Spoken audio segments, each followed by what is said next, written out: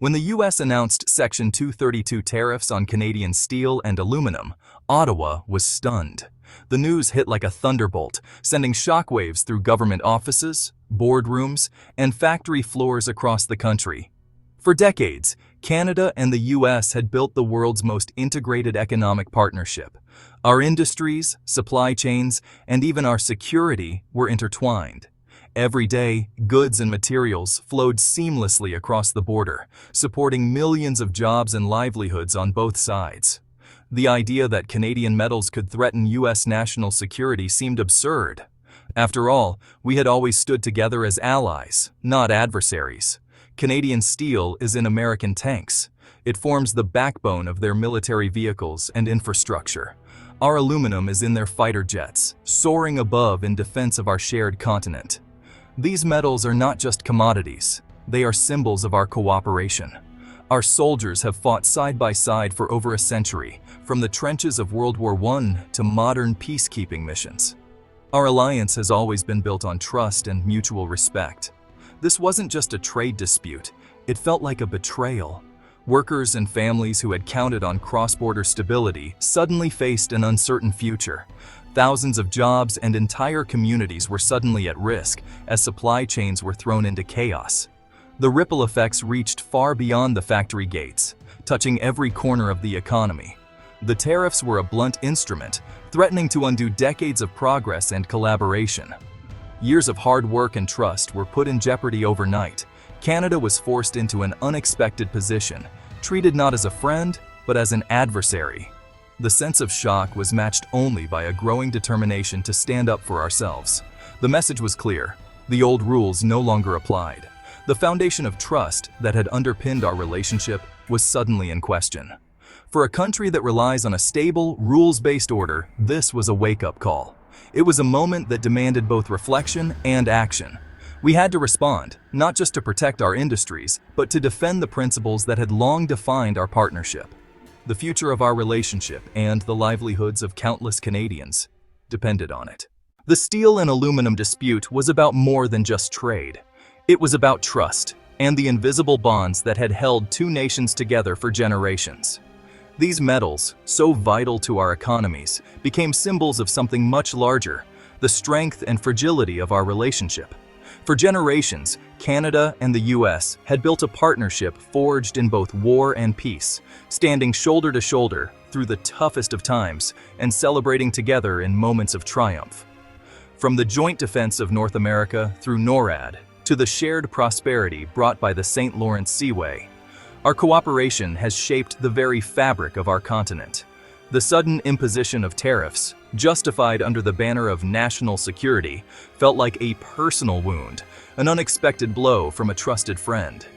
It implied for the first time in living memory that Canada, America's closest ally, could somehow be seen as a threat to its neighbors' safety. This wasn't a spat between strangers. It was a rift within a family, a painful reminder that even the closest relationships can be tested by suspicion and misunderstanding. The tariffs challenged the very premise of our alliance, the idea that no matter what, we could always count on each other for support and understanding. Canadians felt deeply insulted, and the sense of betrayal ran deep, echoing through communities, workplaces, and even family dinner tables. Our response had to be more than economic. It was about defending our sovereignty, our dignity, and the respect we had earned over decades of partnership. We needed to show the world that Canada would not be bullied, but also that we valued our relationship enough to keep the door open for dialogue and reconciliation. It was a delicate balance, standing firm in our principles, while working to preserve the partnership we had spent a century building, and still hope to protect for generations to come. In the face of unprecedented trade challenges, Canada responded with a bold, three-pronged strategy designed to protect our interests and shape the future. First, we imposed dollar-for-dollar retaliatory tariffs, carefully targeted to send a clear message across the U.S. political landscape, hitting key sectors to maximize impact and demonstrate our resolve. This wasn't done lightly, but inaction would have set a dangerous precedent, signaling weakness and risking further economic harm to Canadian industries and families. Second, we challenged the U.S. tariffs at the World Trade Organization, defending the rules-based order that underpins global trade and ensures fairness for all nations. This was about more than one dispute. It was about upholding the system that keeps global commerce fair and predictable, and standing up for the principles that benefit everyone. Third, we turned crisis into opportunity with the Green Steel Accord, forging a new path for our industries and setting ambitious standards for sustainability. We invested in making our steel and aluminum industries the cleanest and most efficient in the world, embracing innovation and clean technology to secure long-term competitiveness. This reframed the debate. Canada wasn't the problem, but part of the solution to global oversupply and climate change, leading by example on the world stage. Our strategy was clear: defend our workers, uphold the law, and innovate for the future, ensuring prosperity and security for generations to come. We showed we wouldn't be passive victims of protectionism, but active defenders of our values and our economy. Instead, we would lead with principle and vision, inspiring confidence at home and respect abroad. The world was watching, and so was our closest ally, as Canada stepped forward to shape the future of global trade. The Green Steel Accord was a strategic pivot. We argued the real threat wasn't Canadian metal, but high-carbon, state-subsidized imports from countries like China.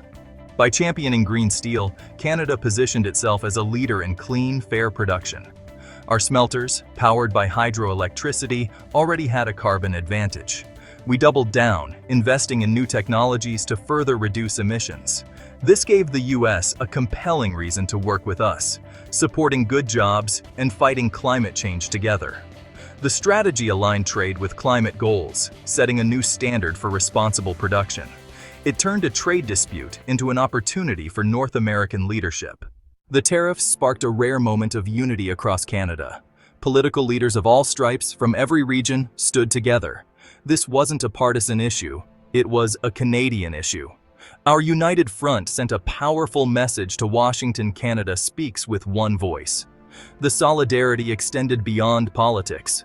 Ordinary Canadians rallied behind local businesses and consciously chose Canadian products. This grassroots movement wasn't orchestrated. It was a spontaneous surge of national pride. The unity gave the government the space to act decisively, even when it meant higher prices. Canadians understood what was at stake and supported the tough choices. Our unity was both shield and sword, protecting us from division and strengthening our resolve. In crisis, Canadians come together. That spirit was crucial in pushing back against unfair pressure.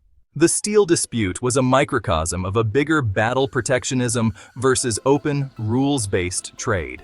For decades, global cooperation and lower tariffs fueled prosperity and lifted millions from poverty.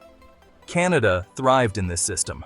The U.S. tariffs, justified by national security, threatened to unravel it. If the world's largest economy could ignore its commitments, what was to stop others? Protectionism is seductive, promising to shield jobs, but history shows it leads to stagnation and conflict. Canada's economy is too small to go it alone. We depend on open markets and stable rules. Our influence comes from building alliances and leading by example. The fight against tariffs was a fight for the future of the global system. We chose openness, innovation, and cooperation over walls and isolation. This dispute was about more than economics. It was about the future of the world order. Trade fights among allies create openings for authoritarian states like China and Russia. These countries thrive when Western unity fractures and rules are ignored. Ironically, the U.S. tariffs targeted a friend, not the real source of global steel overcapacity. A united North America would be far more effective in confronting China's unfair practices.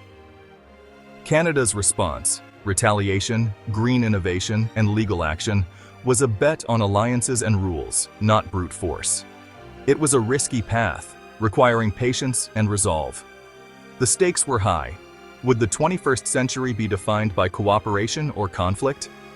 Canada chose to fight for an open, stable, and sustainable world. The steel dispute tested our commitment and showed we would stand our ground for a just global order.